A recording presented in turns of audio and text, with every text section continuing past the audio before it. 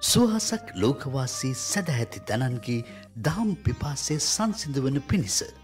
එක්සත් රාජධානයේ යෝක්ෂය ප්‍රාන්තයේ ලීඩ්ස් බෞද්ධ විහාරස්ථානයේ සදහම් දම් අමා දහරා මෙසේ ගලා යන වගයි.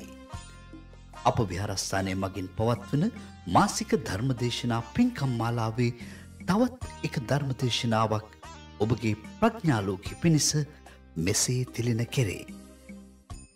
අද ධර්මදේශකයණන් වහන්සේ මැන්චෙස්ටර් කේතුමති බෞද්ධ විහාරය සහ ලීඩ්ස් බෞද්ධ විහාරය යන උභය විහාරාධිපති ශාස්ත්‍රපති පූජ්‍යපාද පිදිවිල්ලේ පියතිස්ස නායක ස්වාමීන් වහන්සේ විසින් සිදු කෙරේ.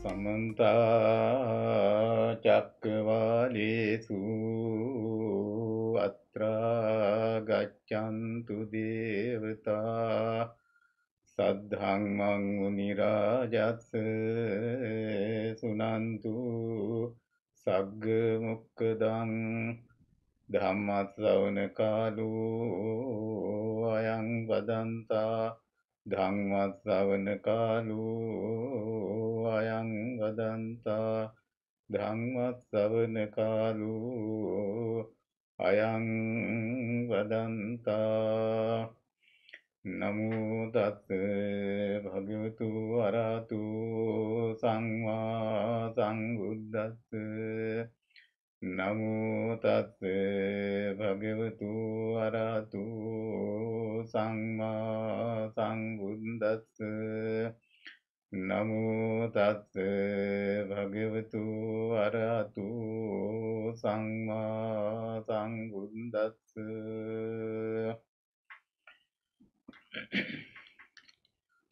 ලීඩ්ස් බෞද්ධ විහාරස්ථානය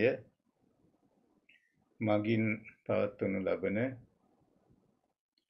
මාසික ධර්ම දේශනාව පැවැත්වීමටයි අපි දැන් සූදානම් වෙන්නේ. අද ධර්ම දේශනාවේ දායකත්වය ප්‍රියංජන් උදුගඩ මහත්මයා, දුලානි රණතුංග මහත්මිය, තමන්ගේ දුලානි රණතුංග මහත්මියගේ පියාණන් වසර 25කට පෙර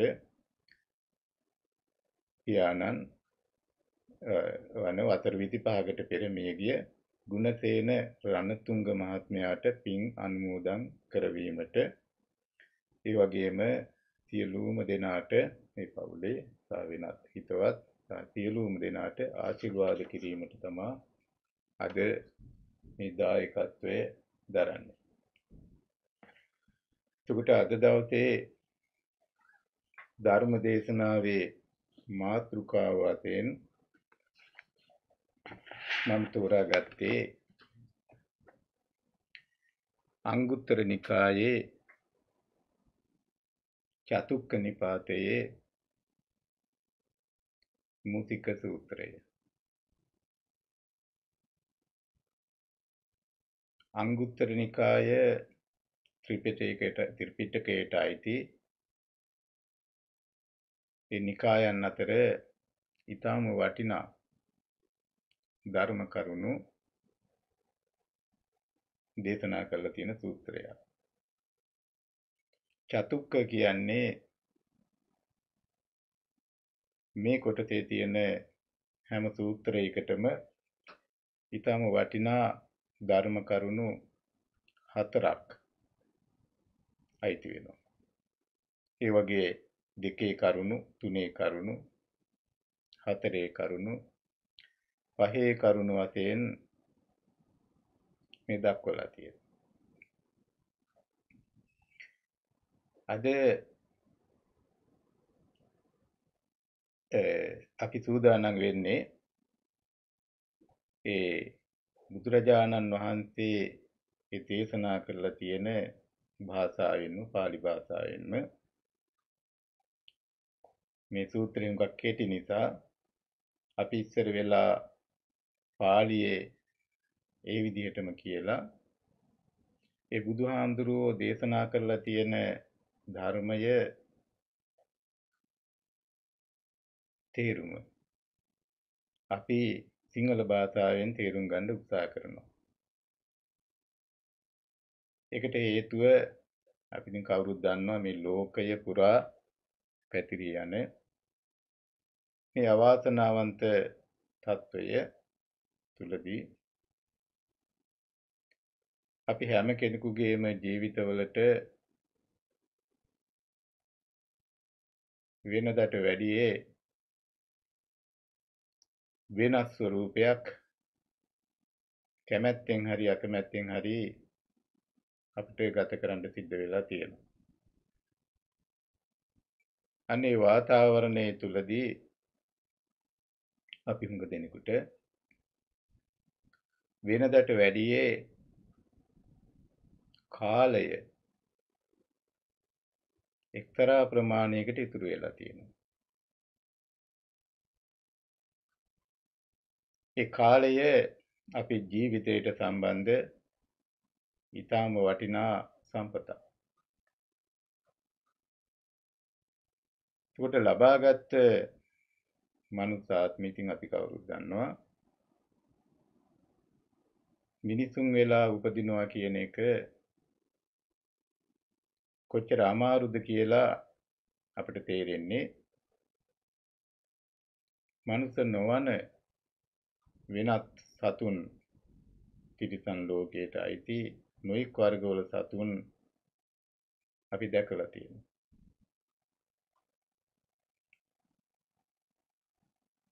ඒ තිරිසන් ලෝකයට අයිති නැති වෙනත් ජීවීන් පිළිබඳව අපි අහලා තියෙනවා. ඒ සංසාරයේ තුල ගමන් කරන දිව්‍ය ලෝකවල වේවා බ්‍රහ්ම ලෝකවල වේවා සතර අපාය ගැන වේවා තිරිසන් ලෝකයේ ඒ සතර අපායන් එකක් අපට දකින්න ලැබෙන අපි දන්න ලෝකයක් තමයි තිරිසන් ලෝකය. එතකොට මේ ලෝකයන් අතර මනුස්ස ලෝකයේ මනුස්සාත්මයක් ලබා ගැනීම පිළිබඳව නොයෙක් විට අපි අහලා තියෙනවා ඒක කොච්චර අමාරුද දුෂ්කරද කියලා. ඒ වගේම ලබාගත් මනුස්සාත්මය එහි වටිනාකම තේරුම් නොගෙන මනුස්සත්වයේ ඉක්මවා ගිය සමහරට තිරිසංගත ස්වරූපයෙන් හෝ එහෙම නැත්නම් പ്രേත භූත වැනි ස්වරූපයෙන් ජීවත් වෙන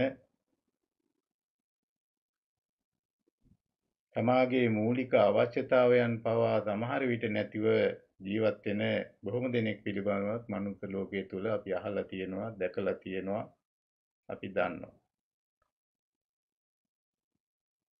එතකොට මේ අමාරුවෙන් ලබාගත් මනුස්සාත්මයේ අපට මේ කලබලකාරී සමාජයක කාලයක මේ අතිරේකව ලැබිලා තියෙන කාලය තුලදී අපිට පුළුවන් නම් එම කාලය ධර්මය තේරුම් අරගෙන ඊට අනුකූලව අපේ ජීවිතය සකස් කරගත්තොත් අපිට පුළුවන් වෙනවා අපිට හිතන්න බැරි කාලයක් තුලදී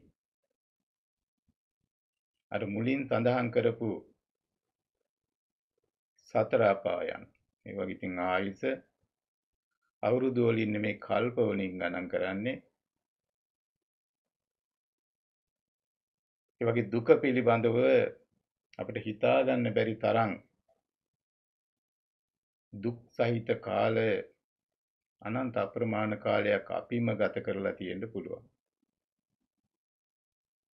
ඒවා පිළිබඳව අපේ අවබෝධයක් නැති නිසා මතකයක් නැති නිසා දන්නේ නැති නිසා අපි ඒ ගැන දන්නේ නැහැ. නමුත් ඒ ලබාගත් මනුසාත්මයෙන් අපට පුළුවන් ධර්මය තේරුම් ගැනීමෙන් ජීවිතයේ යථා ස්වરૂපය පිළිබඳව පැහැදිලි අවබෝධයක් ලබා ගන්න අපට පුළුවන්කම තියෙනවා. ධර්මය දකින්නේ ප්‍රඥාවෙන්. ප්‍රඥාව ලැබෙන්නේ විපස්සනාවෙන්. එතකොට විපස්සනාවෙන් අපි දකින්නකොට අපට පෙනෙන්නේ ලෝකේ ස්වરૂපය. ඇතිවීමට හේතු, පැවතීම, නැතිවීමට හේතු සහ නැවත ඇතිවීම. ඒ විදිහට ඇතිවෙමින් නැතිවෙමින් නැවතත් ඇතිවෙමින් නැවත නැතිවෙමින් මේ යන ස්වરૂපය තුලින් අපි දකින්නේ ලෝකයේ දකින්නකොට ඒ තුලින් අපිට ධර්මයේ පිළිබඳව අවබෝධයක් අපිට ඇති වෙනවා. එතකොට අපි ධර්මයේ දැක්කා කියලා කියන්නේ අපි පිළිබඳව අපි තේරුම් ගත්තා වෙනවා. එතකොට අපිට ඇහැට පෙනෙන රූප, කනට ඇහෙන ශබ්ද, නහයට දැනෙන ගඳ සුවඳ වගේ ඒ පංචේන්ද්‍රයන්ට ගොදුරු වෙන ධර්මතාවයන්ගේ ස්වરૂපයේ තේරුම් ගැනීමෙන් අපිත් ඒ නාම රූප වශයෙන් පවතින අපිය කියලා මමය කියලා අපි ඒ තේරුම් ගන්න ස්වરૂපය ධර්මයේම කොටසක්. අපිට පේන දෙයට යමක් වෙනවා නම් ඒ වෙන දේම තමයි අපටත් වෙන්නේ කියන ඒ අවබෝධය. ඇතිවීම තමයි විපස්සනාව තුළින් ප්‍රඥාව තුළින් අපිට විමුක්තිය කියන දුකට හේතු වෙච්ච කාරණේ නැති කිරීමට අවශ්‍ය කරන හේතු සාධක අපට ඇති කරගන්න පුළුවන් වෙන්නේ ධර්ම අවබෝධය තුළින්. එතකොට අද අපි මාතෘකා කරගත්ත සූත්‍රය අන්නේ අවබෝධය ඇති කර ගැනීමටත් ඒ ඇති කරගන්නේ කොහොමද කියන එකත් පැහැදිලි වශයෙන්ම දේශනා කරලා තියෙනවා. ඉතින් ඒ නිසා අපි මුලින්ම ඒ සූත්‍රයේ තියෙන දේ පාලියෙන් අපි කියමු. එතකොට මේක මම මුලින් සඳහන් කරපු විදිහට අංගුත්තර නිකායේ චතුක්ක නිපාතයේ මූතිකා සුත්තං, එහෙම නැත්නම් මූතිකා සූත්‍රය. ඒකෙදි පටන් ගන්නෙ මෙහෙමයි: චතස්සු හිමා භික්ඛවේ මූතිකා. කතමා චතස්සු. භික්ඛවේ කියලා කියන්නේ පොදුවේ බුදුරජාණන් වහන්සේගේ ධර්මය පිළි අරගෙන. ඒ කියන්නේ බුදුන් සරණ ගිය, ධර්මයේ සරණ ගිය, සංඝයා සරණ ගිය. ඒ කියන්නේ බුදුහාමුදුරුවන්ගේ පිහිටක් අපට ලැබෙනවා. මුලින් සඳහන් කරපු සංසාර දුක පිළිබඳ ගැටලුව විසඳා ගන්න. ඒකට බුදුහාමුදුරුව අපට පිහිට වෙනවා. බුදුහාමුදුරුව තමයි අපට පිහිට වෙන්නේ කියන විශ්වාසය මුලින්ම ඇතිවීමෙන් අපි සම්මා දිට්ඨි නැමැති ඊටම වටිනා අවස්ථාවේ මූලික අවස්ථාවටපත් වෙනවා. ඒකට කියනවා ලෞකික සම්මා දිට්ඨිය කියලා. අනේ ලෞකික සම්මා දිට්ඨිය ඇති වෙච්ච අය ලෝකයේ ස්වභාවය තේරුම් ගැනීමටත් මේ දුක පිළිබඳ ගැටලුව විසඳා ගැනීමටත් බුදුරජාණන් වහන්සේ වෙත යොමු වෙනවා. අනේ යොමු වෙච්ච පිරිස තමයි මේ භික්ඛවේ කියලා බුදුහාඳුරෝ අමතලා තියෙන්නේ. ගිහිව ඉන්න පිරිස වෙන්න පුළුවන්. පැවිදි වෙලා ඒ සඳහාම කාලය ගත කරපු පිරිස වෙන්නත් පුළුවන්. එතකොට බුදුහාමුදුරුවෝ අන්න එහෙම හිටපු පිරිස අමතලා කියනවා මහණෙනි ඉමා මූසිකා චතස්සු. මූසිකා කියන්නේ මීයන්ට. මයිස් කියලා ඉංග්‍රීසියෙන් කියන්නේ පොඩි වර්ගයේ මීයන්. මයිස් මවුස්. එයාලා චතස්සෝ කියන්නේ 4 ආකාරයි. මහණෙනි මෙම මී වර්ගයේ මේ 4 වර්ගයක් ඉන්නවා. කතමා චතස්සු. මේ 4 වර්ගයේ මොකද්ද?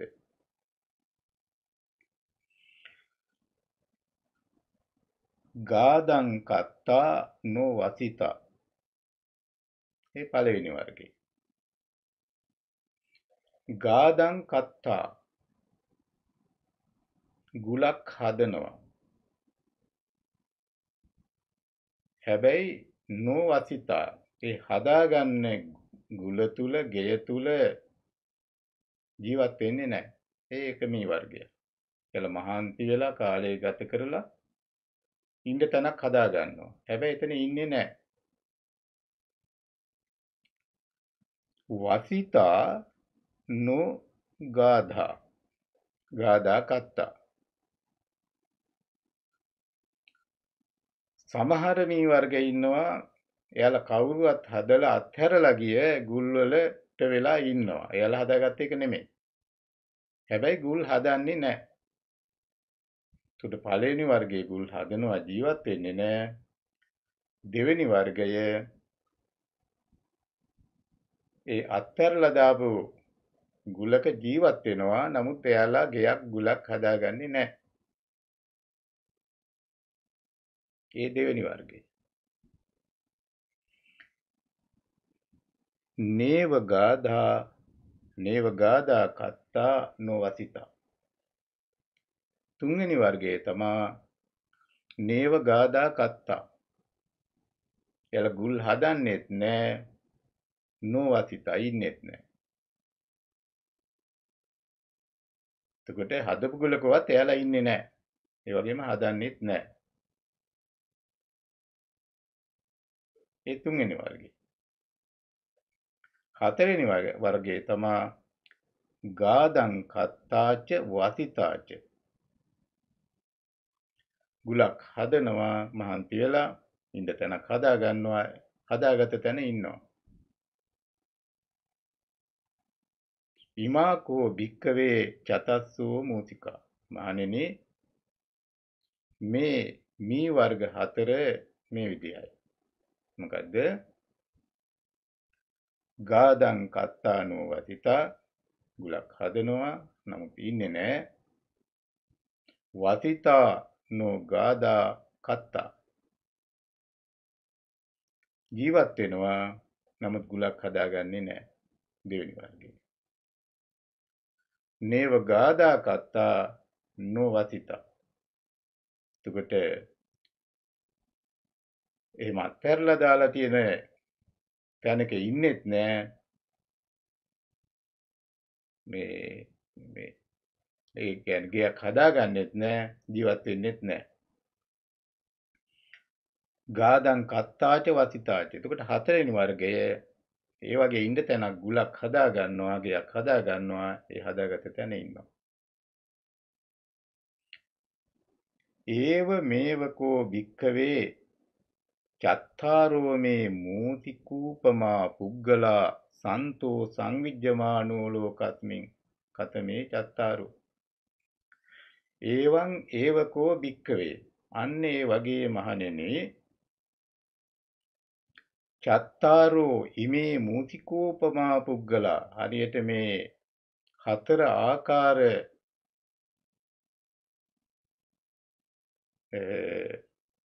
මීයන් 4 ආකාරයකට සමාන පුග්ගලා මිනිස්සු. ඒ කියන්නේ මනුෂ්‍ය වර්ගය සන්තෝ සංවිජ්ජමානෝ ලෝකස්මින් මේ ලෝකයේ ඉන්නවා දකින්න හම්බ වෙනවා. කතමේ චත්තාරෝ. එතකොට අර මුලින් සඳහන් කළා වගේ ඒ මීයෝ ගැන අපි කතා කළේ. දැන් මනුස්සයෝ ගැන කතා කරනවා. ඒ වගේ මනුස්ස වර්ග හතරකුත් බුදුහාමුදුරෝ දේශනා කරනවා අපේ සමාජයේ අපිට දකින්න හම්බ වෙනවා.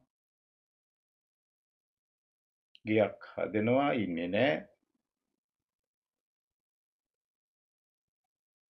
ගේ ඉන්නවා නමුත් හදන්නේ නැහැ. හදන්නෙත් නැහැ. ගෙදර ඉන්නෙත් නැහැ. හතරවෙනි වර්ගයේ ගයක් හදා ගන්නවා හදපු ගේ ඉන්නවා. ඊපස්සේ අහනවා කතංච භික්ඛවේ පුද්ගලෝ ගාදං කත්තා හෝති වසිතා.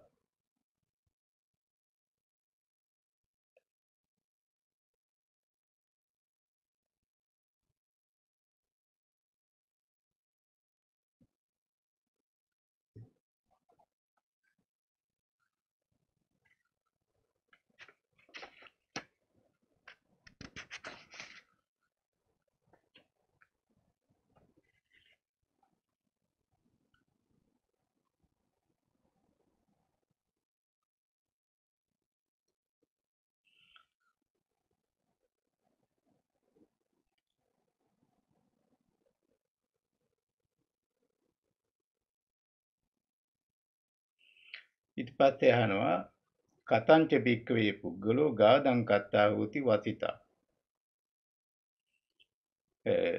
මහණෙනි ගයක් හදනවා ඒ හදපු ගේ ඉන්නවා. එහෙම කියන්නේ මොන වගේ අයටද?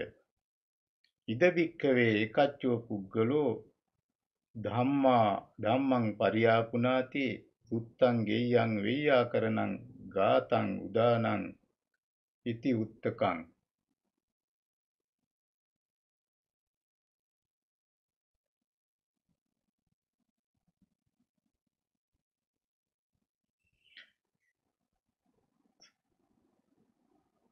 හරි.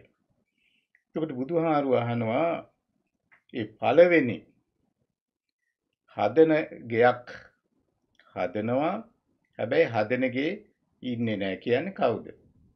එතකොට බුදුහාරෝ දේශනා කරනවා සමහර අය ඉන්නවලු එයාලා බොහොම මහන්සි වෙලා ඉද බික්කවේ ඒකච්චෝ පුද්ගලෝ. ඒකච්චෝ පුද්ගලෝ කියන්නේ එක්තරා සමහර මිනිසුන් ධම්මං පරියාපුනාති සුත්තං ගෙය්‍යං වෙය්‍යාකරණං ගාතං උදානං ඉති උත්තකං ජාතකං අබ්බූත ධම්මං වේදල්ලං සෝ ඉදං දුක්. හරි. එතකොට එයාලා ධර්ම ඒ කාලේ තිබිච්ච විදිහට ඒ බුදුරජාණන් වහන්සේගේ කාලය වෙනකොට ධර්ම විනය කොටස් වලට බෙදලා තිබිච්ච හැටි ගැන තමයි කතා කරන්නේ. එයාලා හුඟක් මහන්සි වෙලා ඉගෙන ගන්නවා. හදාරනවා. දැනගන්නවා. අහනවා.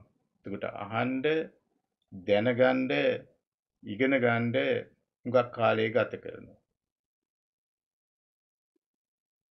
හැබැයි තමන් දැනගත්ත ධර්මයට අනුව එයාලා ජීවත් වෙන්න උත්සාහ කරන්නේ නැහැ.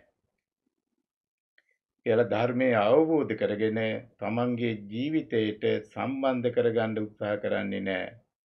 සෝ ඉදං දුක්ඛන්ති යථා භූතං නප්පජානාති. දුක්ඛ පිළිබඳ ගැටලුව ඇති විදිහට දැනගන්නේ නැහැ. අවබෝධ කරගන්නේ නැහැ. ඒකට දුක පිළිබඳ බුදුහාරුව කතා කරලා තියෙන්නේ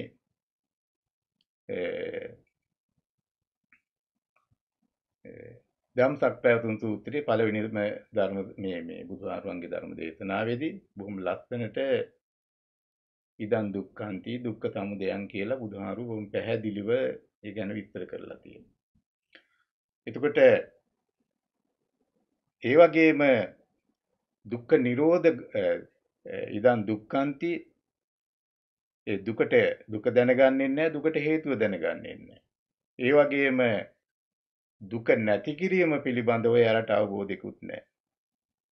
ඊළඟට දුක නැති කර ගැනීමේ ක්‍රමය පිළිබඳව එහෙම නැත්නම් මාර්ගය ප්‍රතිපදාව පිළිබඳව යාලට අවබෝධිකුත් නැහැ. අන්න එහෙම අයට බුදුහාරුව දේශනා කරනවා. ඒ කියන්නේ මහන්සි වෙලා ඉගෙන ගන්නවා ධර්මයේ දැනගන්නවා. හැබැයි දැනගත්ත ධර්මයේ අවබෝධ කරගන්නෙත් නැහැ. ඒ ධර්මයට අනුකූලව ජීවත් වෙන්න යාලා උත්සාහ කරන්නේ නැහැ. එහෙම අය ඒව මේවකෝ භික්කවේ පුද්ගලෝ ගාදං කත්තා හෝති නොවතිතා. ඒ අය බුදුහාරු දේශනා කළා තියෙන්නේ මහන්ති වෙලා ගෙයක් හදා ගන්නවා වගේ උගාක් මහන්සි වෙලා ඉගෙන ගන්නවා හරියට මහන්සි වෙලා හදාගත්ත ගේ ඉන්නේ නැතුවා වගේ මේ අය ඒ මහන්සියෙන් දැනගත්ත ඉගෙනගත්ත ධර්මයට අනුව එහෙම නැත්නම් ධර්මයේ තේරුම මනවින් තේරුම් ගන්න උත්සාහ කරන්නේ නැහැ.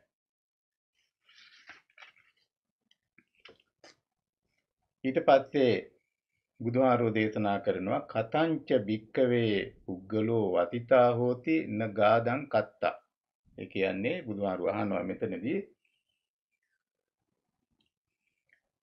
අර මීයෝ සමහර මීයෝ ඉන්නවා එල ගුලක් හොයාගන්න හදන්නේ නැහැ. හොයාගන්නවා හොයාගත්ත ගුලේ ඉන්නවා.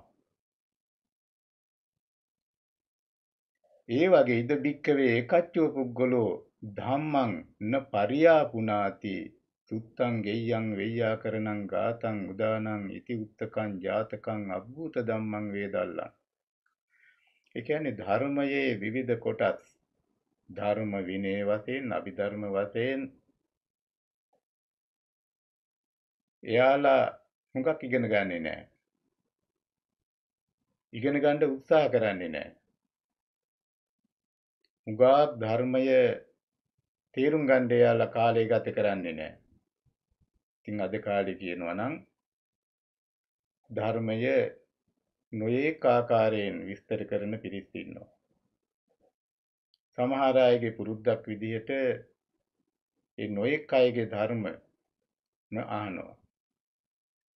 දැන් ඉතින් තාක්ෂණයේ දියුණු වෙලා තියෙන මේ යුගයේදී ගාක් පිරිස් ඉන්නවා නොයෙක් විදිහේ ධර්මයේ නොයෙක් ආකාරයට දේශනා කරනවා විස්තර කරනවා. ඒ අතර ඒ ඉන්ටර්නෙට් තුලදී අපට ලබා ගන්න පුළුවන් ඒ ධර්මය පිළිබඳව නොයෙක් භාෂාවලින් ත්‍රිපිටක ධර්මයේ තියෙනවා, සිංහලෙන් තියෙනවා, පාලියෙන් තියෙනවා, ඉංග්‍රීසියෙන් තියෙනවා, තායි, බුරුම වගේ භාෂාවලින් තියෙනවා. ඒ ධර්මයේ ගැන විස්තර කරපු දේවල් තියෙනවා. ඒවා නොඑක් විදිහට සමහර අය ඉගෙන ගන්නවා. නමුත් මේ කියන කෙනා ඒවා ඉගෙන ගන්නේ නැහැ. එච්චර මහන්සි වෙන්නේ නැහැ. හැබැයි එයා ධර්මයේ තමන් දන්න සුළු ධර්මයේ හුඟක් නෙමෙයි දන්න ධර්මය ඉදං දුක්ඛන්ති යථා භූතං පජානාති. සෝ ඉදං දුක්ඛන්ති යථා භූතං පජානාති. අනේ ධර්මයේ තියෙන හරය මනවින් තේරුම් ගන්න. මේක දුක ඇති වෙන්න හේතුව මේකේ තණ්හාව නැති කිරීමෙන්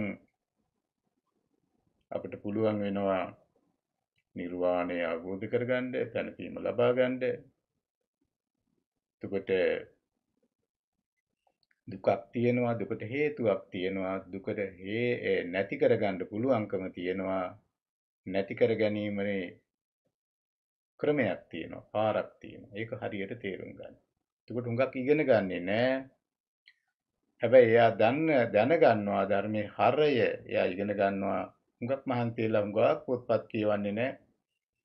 ඒ දන්න බව ඒ බහුසුරුත භාවයේ පිළිබඳව එයාගේ ලොකු විශ්වාසයක් නැහැ. නමුත් එයා දන්න දේ එයා කාලය ගත කරන්නේ ධර්මයේ හරය මනවින් තේරුම් ගන්න.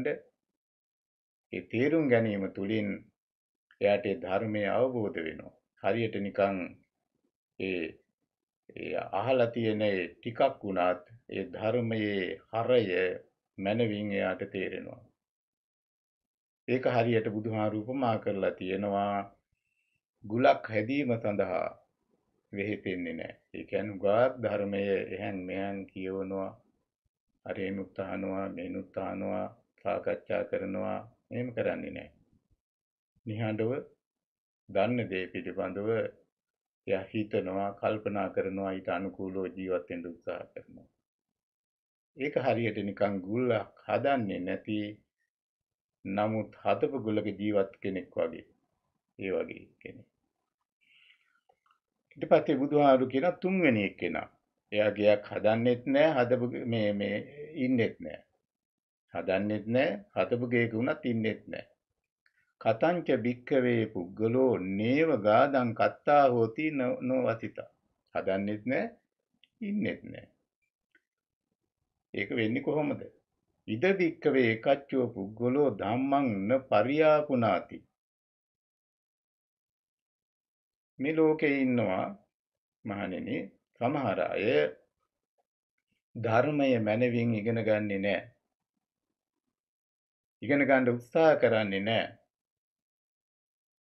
ධර්මයේ අහන්නේ නැහැ, සාකච්ඡා කරන්නේ නැහැ. එයා දන්න ටිකක් වුණත් එයා පිළිපදින්නේ නැහැ. ඒකට එයා ධර්මයේ ඉගෙන ගන්නෙත් නැහැ. ධර්මයේ පිළිගන්නෙත් නැහැ. ඒ වගේම ධර්මයට අනුව ජීවත් වෙන්නෙත් නැහැ. එයා හරියට නිකන් ගයක් හදාගන්නේ නැති, ගුලක් හදාගන්නේ නැති, හදලා තියෙන ගුලක ඉන්නේ නැති මීයෙක් වගේ. ධර්මයේ තියෙනවා. බුදුහාඳුරුවෝ ධර්මයේ ලෝකෙට අරගෙන ආවා නෙමෙයි.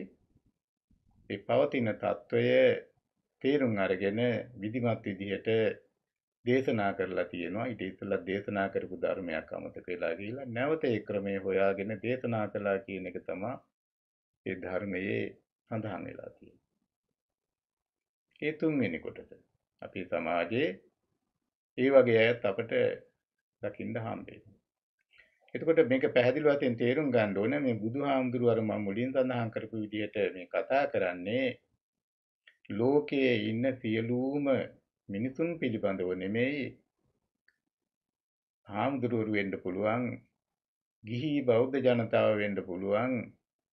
බුදුහාමුදුරුවෝ දේශනා කරපු ධර්මයේ පිළිබඳව විශ්වාසයක් ඇති කරගත්ත පිළිස තුලම මේ හතර වර්ගයේ ඉන්න පුළුවන්. ඒකයි අපි පැහැදිලිවම තේරුම් ගන්න ඕනේ. ඊට පස්සේ බුදුහාමුදුරුවෝ දේශනා කරනවා හතරවෙනි කොටස. ඒ කොටස තමයි ඊටම වටිනා කොටස වශයෙන් අපිට තේරුම් ගන්න වෙන්නේ. ඒ කොටස කවුද? කතංච භික්ඛවේ පුද්ගලෝ ගාදං කත්තාච හෝති වතිතාච. කොහොමද මහණෙනි මිනිසු හරියට නිකන් ගුලක් හදා ගන්නවා මහන්සි වෙලා හදාගත්ත ගුලේ ඉන්නවා කියපු මී වර්ගයේ වගේ ඒක මිනිසුන්ට කොහොමද බලපාන්නේ? ඉද බික්කවේ එකච්චෝ පුද්ගලෝ ධම්මං පරියාපුනාති. ධර්මයේ මනවින් ප්‍රගුණ කරනවා. සුත්තං ගෙය්‍යං වෙය්‍යාකරණං ඒ කියපු විදිහට ධර්මයේ ඒ කාලේ බෙදලා තිබිච්ච විදිහට ධර්ම විනය මනවින් තේරුම් ගන්න. තේරුම් ගන්න අතර ඒ ධර්මයේ හරය අපේ ජීවිතවලට සම්බන්ධ කරගන්නේ කොහොමද? මේ වෙනස් වීමේ නීතිය නිසා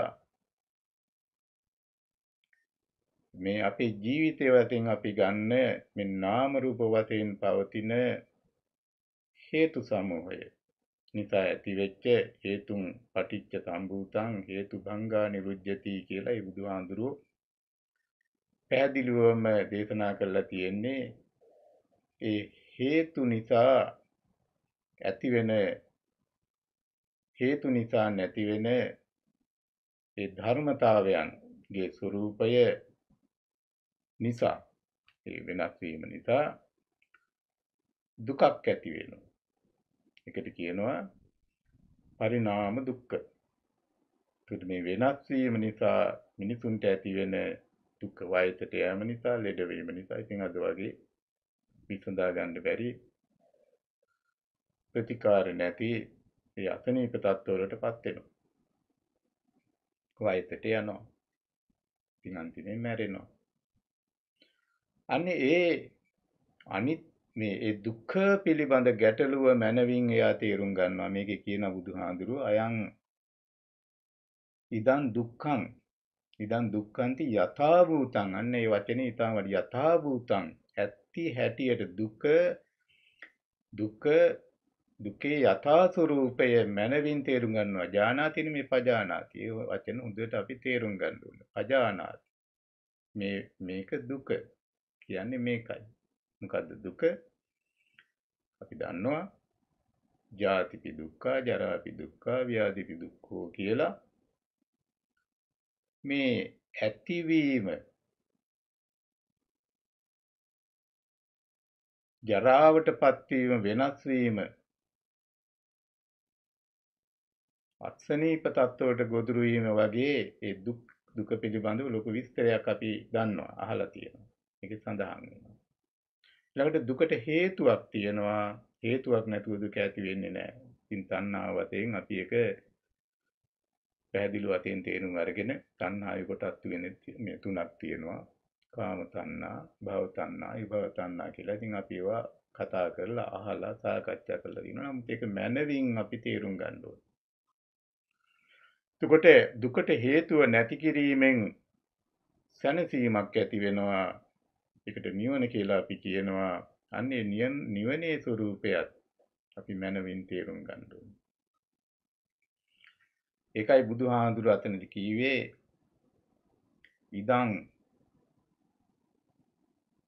ඉමංච එතකොට මේ දුක පරිඤ්ඤයන්ති භික්ඛවේ. එතකොට සංකෝ පනිදං දුක්ඛං අරිය සත්‍යං පරිඤ්ඤයන්ති. එතකොට මේ දුක මනවින් තේරුම් ගන්න අපි උත්සාහ කරන්න ඕනේ කියලා ධම්සක් පැවතුම් සූත්‍රයේ බුදුහාම දෙනවා. ඒවන්ති පරිවට්ටං ද්වාදසාකාරං කියලා මතක ඇති. ඒ දුක මනවින් තේරුම් ගන්නත් දුකට හේතුව නැති කරන්නත්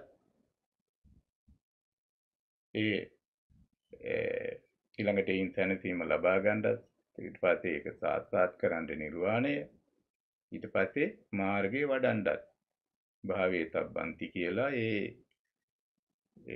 තුන් ආකාරයකට 12 ආකාරයකට ඒවන්ති පරිවට්ටං ද්වාදසාකාරං කියලා ඒ ධම්සක්පවතුන් සූත්‍රයේදී ඒ දුක පිළිබඳව 12 ආකාරයකට තේරුම් ගත යුතුයි කියලා දේශනා කරලා තියෙනවා. අන්න එහෙම තේරුම් ගත්තේ නැත්නම් යාව කීවංච වික්කවේ යම් තාක් මේ විදිහට මනවින් තේරුම් නොගත්තාද අන්නේ දාක් මේ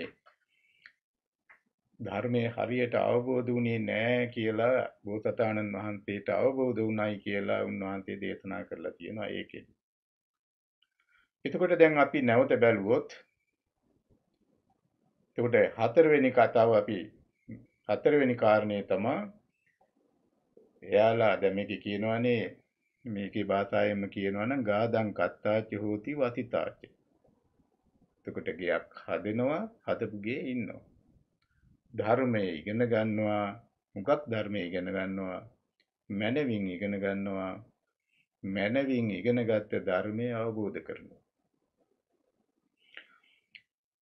ඒ වගේ කොටස් හතරක් බුදුහාඳුරුවන්ගේ කාලේ හිටියා අද කාලෙත් ඉන්නවා. ඒකට සමාජයේ ඒකට මෙතන අපි කතා කරන්නේ බෞද්ධයයි සම්මත එහෙම නැත්නම් ධර්මය මනවින් තේරුම් අරගෙන මේ දුක පිළිබඳ ගැටලුව අපි විසඳා ගත යුතුයි කියලා දේශනා කරලා තියෙන ඒ දේශනා කරපු ධර්මය අවබෝධ කරගෙන ඒ දුක පිළිබඳ ගැටලුව මුළුමනින්ම නැති කරපු කෙනෙක් හිටියා බුදුහාමුදුරුවෝ. ඒක අනුගමනය කරන්න පිළිවෙලක් තිබුණා ධර්මය අනුගමනය කරපු පිරිසක් හිටියා ආර්ය මහා සංඝරත්නය. ඒ වගේම ඒ අනුව යන පිරිසක් හිටියා. ඒක අතින් ආර්ය මහා සංඝරත්නයට වැටෙනවා. ඒ සම්මුති මේ එහෙම නැත්නම් ඒ සම්මා දිට්ඨිය පිළිබඳව යම් අවබෝධයක් ඇති ධර්මයේ පිළිබඳව අවබෝධයක් ඇතුව බුදුන් සරණ ගිය කියන්නේ බුදුහාරුවන්ගේ පිහිට මේ ගැටලුව විසඳා ගන්න අපිට තියෙන්න ඕනයි කියන පිරිස් බුදුහාරුවන්ගේ කාලේ හිටියා අදත් හිටියා. එතකොට මේ කියපු කාරණා හතර එදා බුදුහාඳුරන්ගේ කාලේ දඹදිව අවුරුදු 2000 ගානකට 2500කටත් ඉස්සෙල්ලා කාලය තුලදී බුදුහාරුව ජීවමානව ඉන්නකොට මේ පිරිස් හතර හිටියා.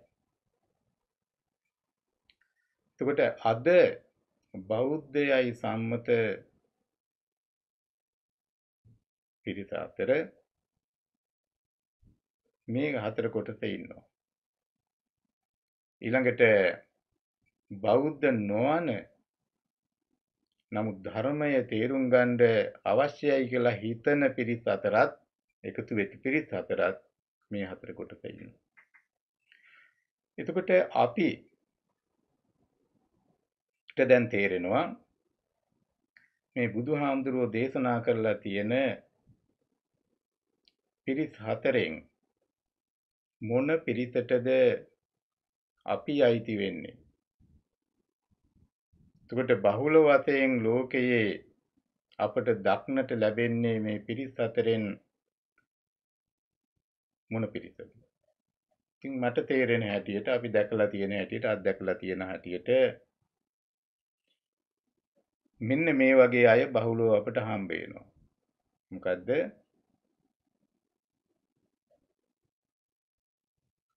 නේව ගාදං කත්තා නොවසිතා. ධර්මයේ ඉගෙන ගන්නෙත් නෑ, ඒ වගේම පිළිපදින්නෙත් නෑ. කියන්නේ ධර්මයේ ගැන අවබෝධයක් නෑ. බණ අහන්න කැමති නෑ, සාකච්ඡා කරන්න කැමති නෑ, ධර්මයට අනුව ජීවිතය සකස් කරගන්න කැමති කියලා ඉගෙන ගන්නෙත් නෑ, අනුගමනය කරන්නෙත් නෑ. මේ පිරිසත් අපි අතර ඉන්නවා.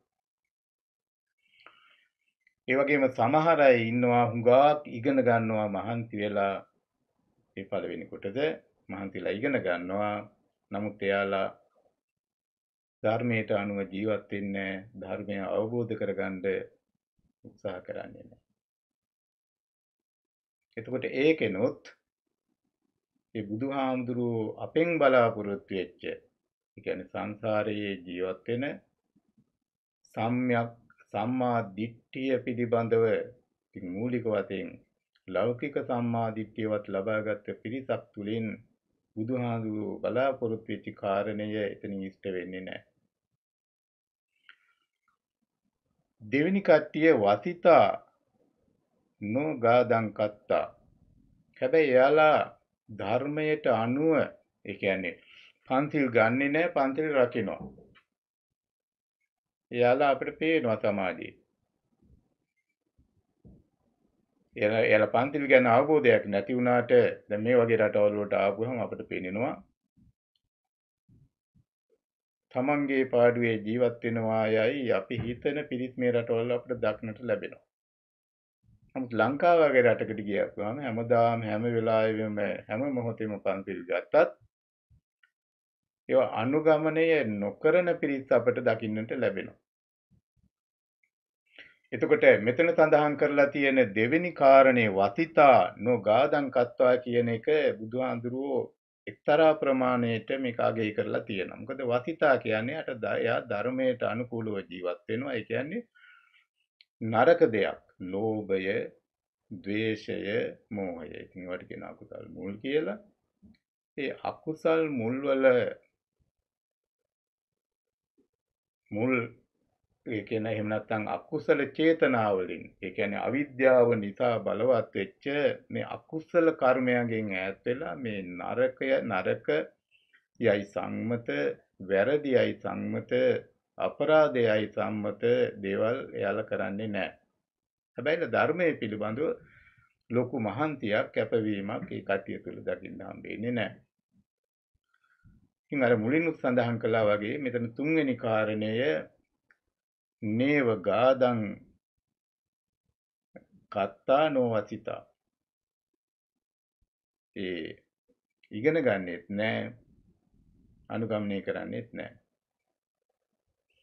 හැබැයි අන්තිම පිරිස ගාදං කත්තාච වතිතාච ධර්මය හොඳට ඉගෙන ගන්නවා, නොඑක ආකාරයෙන් ධර්මයේ දිහා විමසනවා, බලනවා, දැනගන්නවා, සාකච්ඡා කරනවා, අනිත් අයටත් ධර්මය ගැන විස්තර කරලා දෙනවා, ඒ වගේ ඊට අනුකූලව ජීවත් වෙනවා. එතකොට බුදුහාමුදුරුවෝ හොඳ පිරිසක් වශයෙන් සඳහන් කරලා තියෙන්නේ, අපි තේරුම් ගත යුතුව තියෙන්නේ මේකේ 4 වෙනි පිරිසට අපි අයිති වුණොත් අපිට පුළුවන් වෙනවා මේ සංසාරයේ නියම ස්වરૂපය මනවින් තේරුම් අරගෙන මේ සසරින් එතර වීමට උත්සාහවන්ත වීමට මේකට හේතුවක් වෙනවා. ඒකට හේතුව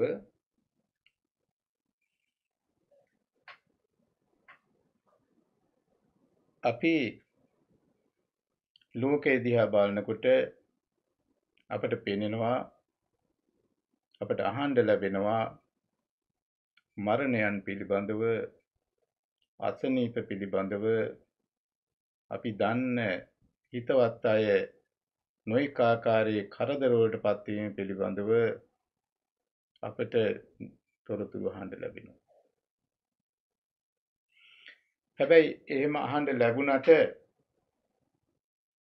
ධර්මයේ දන්න පිරිසක් විදියට සමහර අය ඒ தත්ත්වය අපටත් වෙනවා, අපිත් ඒ தත්ත්වය ඉක්මලා නැහැ කියලා තීරුම් තිබුණාට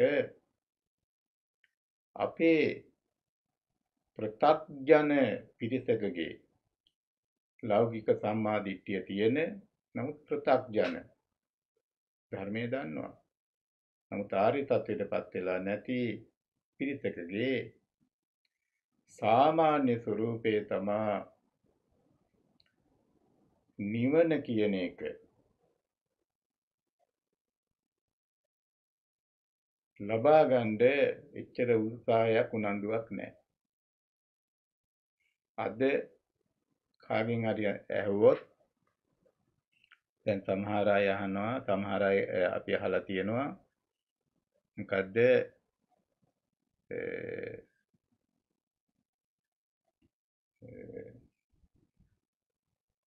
කන සම්පත්තිය පිළිබඳ කියනවානේ. කරුණු කීපයක් තියෙනවා ලබා ගන්න අමාරුයි. දුර්ලභංච මනුස්සත්තං, මනුස්සාත්මයක් ලබා ගැනීම දුර්වලයි. බුද්ධුප්පාදෝච දුර්ලභං, බුදුහාරු කෙනෙකුගේ පහළ වීමත් ඊටාම දුර්ලභයි. ඊළඟට දුර්ලභ කන සම්පත්තිය, අනක්ෂණ සම්පත්තිය.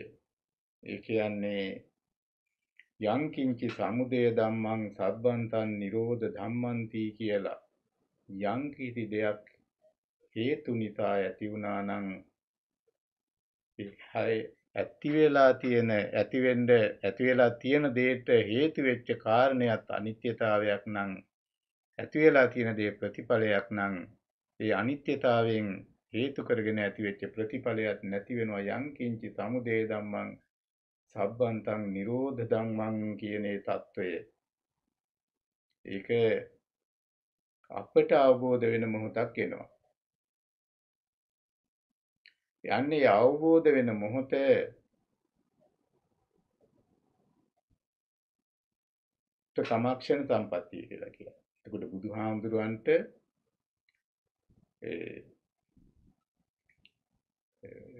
පාරමිතා වශයෙන් බෝධිසත්වයෙක් විදිහට අනන්ත අප්‍රමාණ කාලයක් තුලදී, සාරාසංක කල්ප ලක්ෂයක් තුලදී ඒ පෙරම් පුරාගෙන ආපු බුදු වෙන ආත්මෙත් අවුරුදු 6ක් දුෂ්කර ක්‍රියා කරලා අන්තිමේදී බුද්ධත්වයට පත් වුණා කියලා කියන්නේ අන්නේ ක්ෂණ සම්පත්තිය ලැබීම තුළින් මේ ධර්මාවබෝධය ලැබිච්ච මොහොත. ඒකට රහතන් වහන්සේ කෙනෙකුට මේ ධර්මයේ නියම ස්වરૂපය ධර්මාභිසමය වෙනවා. අන්නේ ක්ෂණ සම්පත්තිය කියන්නේ, එතකොට මේ සසර ගමන නතර වෙන එහෙම නැත්නම් පැවැත්මේ නැවැත්ම ඇති වෙන මොහොත අපි කාටත් එළඹිය යුතුයි. අන්න ඒ මොහොත මොකක්ද?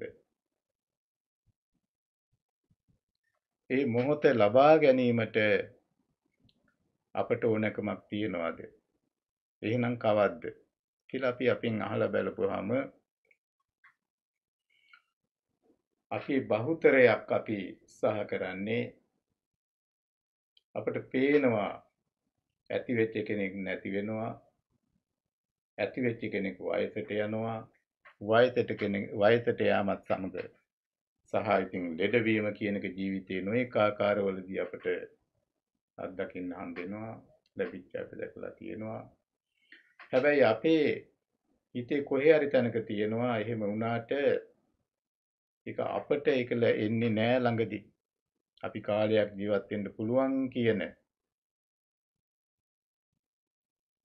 ස්වરૂපයක් තියෙන නිසා තමයි බුදුහාමුදුරෝ දේශනා කරලා තියෙන්නේ අර මේ ලෝකයේ ඇති හැම දෙයක්ම අපට පේන දේවල්, රූප වශයෙන් පේන දේවල්, කනට ඇහෙන හැම සද්දයක්ම හේතු නිසා ඇති වෙන ඵල, හේතුව අනිත්‍ය නිසා ඇතිවෙච්ච ඵලයත් අනිත්‍යතාවයටපත් වෙනවා, මරණයටපත් වෙනවා කියන ඒ ස්වરૂපය අපි තේරුම් ගන්න උත්සාහ කරන්නේ නැහැ. ඒ නිසා අපි අර සමස්තය තුලින්, ඒ කියන්නේ ලෝකය තුලින් ඉවත් වීමට බලනවා.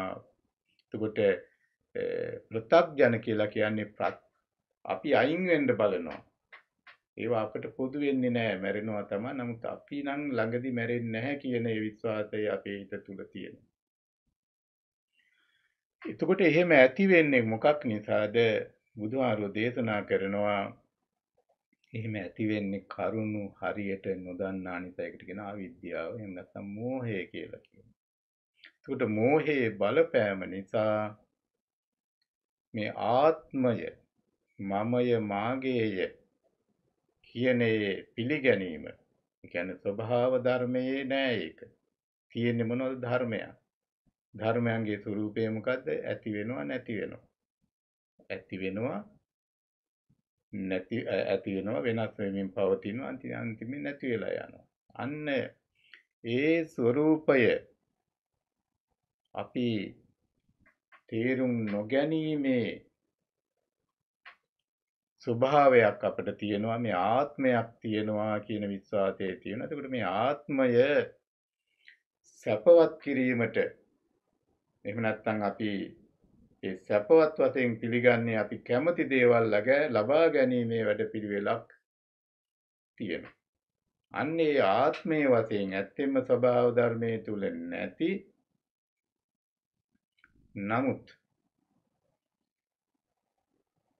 අපි ඇතයි කියලා මවාගත්ත අන්න ඒ ආත්මය කියන සංකල්පය අපි පෝෂණය කරනවා. එතකොට අන්න ඒ තුලින්, ඒ කියන්නේ මම ඉන්නවා, එතකොට මට පේන දේවලුත් තියෙනවා. එතකොට ඉන්න කෙනෙක් තියෙන දේවල් දිහා බලනවා. එතකොට එතන යථා භූත ඥාන දර්ශනයක් නෑ. එතන අවිද්‍යාව එක්තරා ප්‍රමාණයකට මූලික වශයෙන් මුල් වෙලා ආත්මයක් ඇති වෙලා ඒ තුලින් තමයි අපි දකින්නේ. එතකොට අපිට ඇහැට රූප පේනවා. පේන රූපය හොඳද නරකද කියලා මේ මම කියන தත්ත්වය තුලින් අපි ඒක බෙදන්න උත්සාහ කරනවා. එතකොට කැමති දේ ලබා ගන්න උත්සාහ කරනවා. ලබාගත් දේ තියාගන්න උත්සාහ කරනවා. එතකොට ලබාගත් දේ දිගට තියාගන්න බෑ. මොකද ලබා ගන්නෙත් අපි අර හේතුඵල වශයෙන් ඇතිවෙච්ච යම්කිසි දෙයක්. එතකොට මම ඉන්නවා. මම ඉන්නකොට මගේ අයත් ඉන්නවා. මොකද අපිට පෙනෙන අය ඉන්නවා. ඒ නිසා තමයි අහංකාර, මමංකාර කියන මේ දෙක ඇති වෙන්නේ. අන්න ඒ සංකල්පය තුළින් ලෝකෙ දිහා බලනකොට මේ මම කියන පුජ්‍යලයා උගා කැමති අපේ ඒ නාම රූප වශයෙන් ඇති වෙලා තියෙන ඒ අපි ජීවිතයේ වශයෙන් ගන්න ඒ తත්වයේ තුලින් ඇති වෙන ශක්තිය සැපවත් දේවල් හොඳ දේවල් ලබා ගන්න ගතකරන්න මේ මම කියන සංකල්පය තුලින් ලෝකේ දිහා බලනකොට පෙළඹෙනවා. ඒකට කියනවා කාම තණ්හා කියලා. එතකොට මේ ලබාගත් හොඳයි කියන දේවල් වැඩියෙන් විඳිමින් වැඩි කාලයක් ජීවත් වීමට අපේ හිතේ ලොකු ආසාවක් තියෙන එකට කියනවා භව තණ්හා කියලා. එතකොට ඇති වෙච්ච යමෙක් තවත් දිගට පැවැත්මක් නැහැ තියෙන්නේ මේ ආත්මේ පමණයි. ඒ ඉන්න ආත්මේ තුලදී හොඳින් ජීවත් වෙන්න ඕනේ, හොඳින් හෝ නරකින් හරි හොඳින් ඉන්න ඕනේ කියලා ඒ ගත කරන ජීවිතත් අපිට දක්වන ළමයකට විභව තණ්හා කියනවා. ඉතින් අද කාලේ ලෝකයේ මේ වගේ පළාත්වල රටවල් වල ඒ ස්වરૂපේ තියෙන බව අපට පේනවා. අන්නේ தત્ත්වේ නිසා ඒ අවිද්‍යාව මුල් වෙලා තියෙන නිසා ඇත්තෙන්ම මේ ධර්මයන් තුල නොපවතින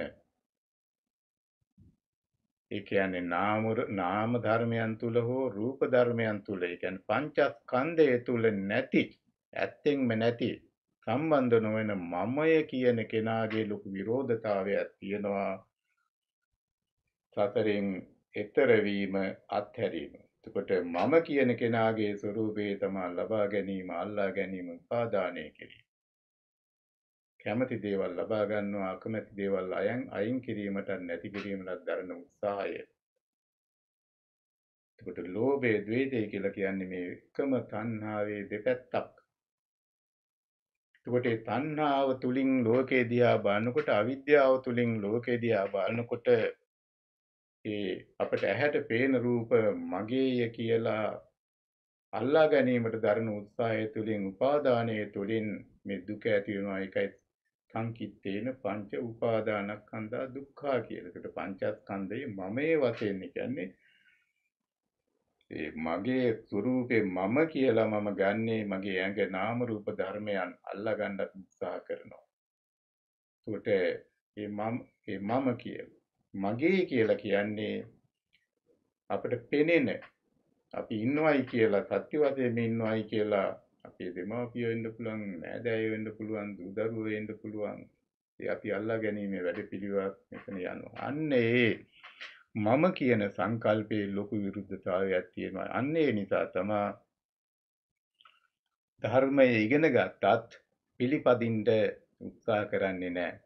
ධර්මයේ පැත්තට යොමු කරන්නේ නැහැ. ශ්‍රද්ධාව දියුණු වෙන්නේ නැහැ. ඊළඟට බාධා ඇති වෙනවා. එපා කියන දැන් අවශ්‍ය නැහැ කියන අන්න ඔය தත්ත්වයේ දිනු ගලා ඒක සංස්කෘතියක් බවට පත් වෙලා දිගින් දිගට යන ස්වරූපයක් තියෙනවා. ඒ නිසා තමයි අද කාලේ ලංකාව තුල ඒ වගේම බොහෝ බෞද්ධයයි කියන සමාජයන් තුල මේ නිවන කියන එක මේ ආත්මයේ නෙමෙයි සංසාරයේ සැප සම්පත් කෙලවර ලැබිය යුතු දෙයක් කියන සංකල්පය සංස්කෘතියක් බවට පත් වෙලා තියෙන නිසා. ඒ නිසා බුදුරජාණන් වහන්සේ හැම වෙලාවෙම උනන්දු කරලා තියෙන්නේ මේ ධර්මය අවබෝධය කර ගැනීම තුළින් දුක මනවින් තේරුම් ගැනීමටත් දුක කියන එකට හේතුවක් තියෙනවා. ඒ හේතුව මනවින් අවබෝධ කර ගැනීම තුළින් ඒ කියන්නේ චතුරාර්ය සත්‍ය අවබෝධ කර ගැනීම තුළින් අපට විමුක්තිය ලබා ගන්න පුළුවන්. ඒ ලබා ගන්න ඕනේ මොහොත මේ මොහොතයි. ඒ මොහොත ලබා ගැනීමට නම් මේම වැඩපිළිවෙලක් තියෙනවා. ඒ තුලින් අපිට සමාධිය තුලින් ඒ කියන්නේ සති ඒ කියන්නේ සීලය සමාධි කියලා ඒ මාර්ග සත්‍ය සම්මා දිට්ඨි සම්මා සංකප්ප මුදුවට කියවගෙන යනකොට ඒ වැඩපිළිවෙල අහු වෙනවා. ඉතින් ඒ නිසා මම හිතනවා අද දවසේදී මේ අංගුත්තර නිකායේ චතුක්ක නිපාතයේ ඒ මූසික වර්ගයේ ඒ මීයන් උපමා කරගෙන බුදුහාඳුරෝ දේශනා කරපු ඒ කරුණු 4 අපේ ජීවිතවලට හුඟක් සම්බන්ධ වෙනවා. නම් වලින් සඳහන් කළා වගේම අපි තේරුම් ගන්න අවශ්‍ය වෙනවා මේ බෞද්ධයයි සම්මත පිරිසක් මුල් කරගෙන බුදුහාරෝ දේශනා කළේ ඒ පිරිසම අද කාලෙත් අපට දක්නට ලැබෙනවා. ඒ නිසා අද දවසේදී මේ මං කියන්න උත්සාහ කරපු සූත්‍රය ඕනම කෙනෙකුට ඒ චතුක්ක නිපාතයේ සිංහලෙන් වෙන්න පුළුවන්, ඉංග්‍රීසියෙන් වෙන්න පුළුවන්. ඒ ග්‍රැජුවල් සේයින් කියලා කියන්නේ මේ මේ අංගුත්තර නිකායට. ඒක අරගෙන ඉංග්‍රීසියෙන් හරි සිංහලෙන් හරි පාලි දන්නවනම් පාලි වලින් මේ පල්ලා කියවලා අපිට තේරුම් ගන්න පුළුවන් වෙනවා. ඉතින් ඒ නිසා අද දවසේදී ලීඩ්ස් බෞද්ධ විහාරයෙන් පවත්වනු ලබන මේ මාසික ධර්ම දේශනාව තමයි අපි මේ චතුක්ක නිපාතයේ මුල් කරගෙන සිද්ධ කළේ. ඒ සඳහා අද දායකත්වයේ දරලා තියෙන්නේ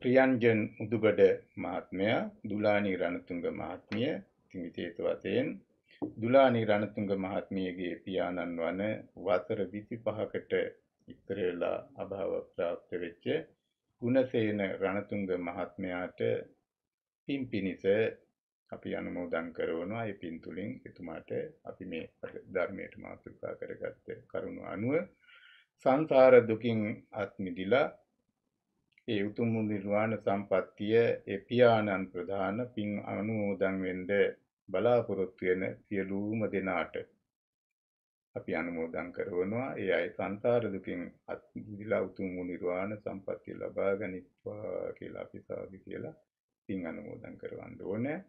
ඉතින් ඊළඟට ඒ ප්‍රියන්ජන් උදුබඩ මහත්මයා, දුලානි රණතුංග මහත්මිය ඇතුළු ඒ පවුලේ සියලුම දෙනාටත් මේ ධර්මය ශ්‍රවණය කරපු සියලුම දෙනාටත් මේ ධර්ම ශ්‍රවණය කිරීමේ ආනිසංසය තුළින් අපි හැම දිනෙකටම මේ උතුම් වූ ධර්මාවබෝධය විත්තේව ධම්මේ කියලා බුදුහාමුදුරුවෝ දේශනා කළා තියෙන්නේ මේ ජීවිත කාලය තුළදීම ලබා ගැනීමට